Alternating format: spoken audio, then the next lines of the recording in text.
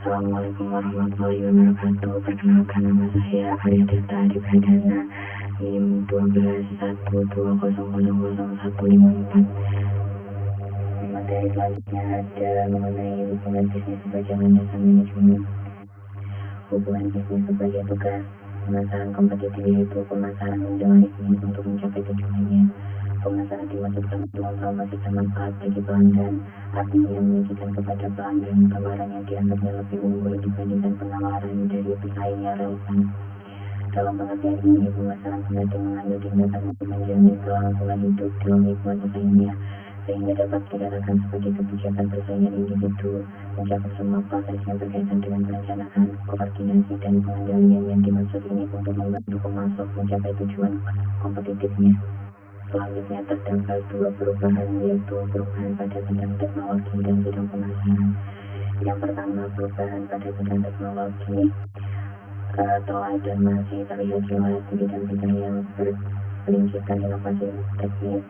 Mereka mempengaruhi proses pengembangan dan pemanufakturan serta proses aplikasi. Pada bidang yang paling relevan meliputi teknologi informasi, teknologi komunikasi, rekayasa lalu lintas, teknologi luar angkasa, dan jaringan berbagai teknologi pendukung yang digunakan dalam sistem pemanufaktur dan logistik. Lalu yang kedua adalah perubahan bidang pemasaran. Inovasi di bidang teknologi bukan satu-satunya kualifikator perubahan proses pasar faktur lainnya, adalah perubahan pola perilaku strategis yang berkembang sebagai akibat dari perubahan posisi kompetitif. Pola-pola tersebut bukan hanya akibat perubahan teknologi, namun juga berdampak pada proses pasar. Lalu terdapat definisi hubungan bisnis, yaitu hubungan yang terjalin di antara semua entitas yang terlibat dalam perdagangan.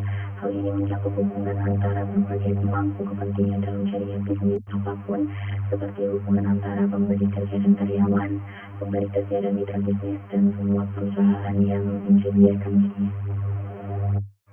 Selanjutnya ada cara kerja hubungan bisnis, yaitu hubungan bisnis perusahaan dapat mencakup daftar panjang pelanggan, vendor, prospek penjualan, calon pelanggan, bank, pialang saham, media, dan penyedia layanan.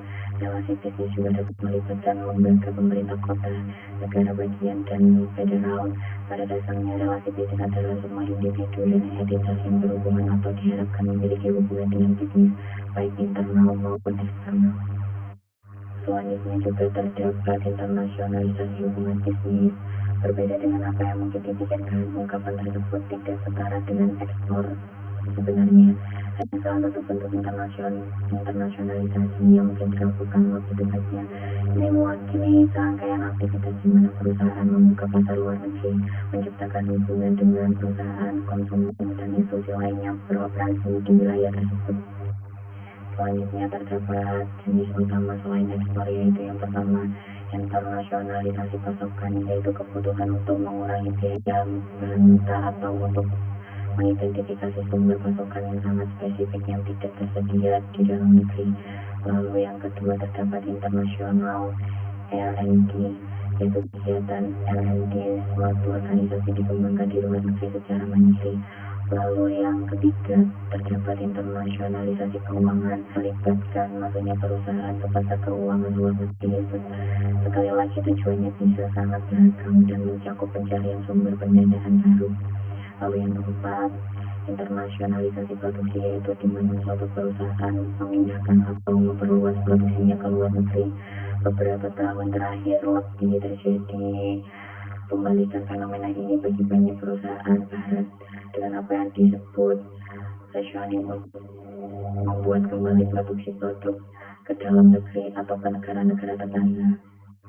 Sekian pemaparan materi yang bisa saya sampaikan. Maaf apabila ada salah kata. Wassalamualaikum warahmatullahi wabarakatuh.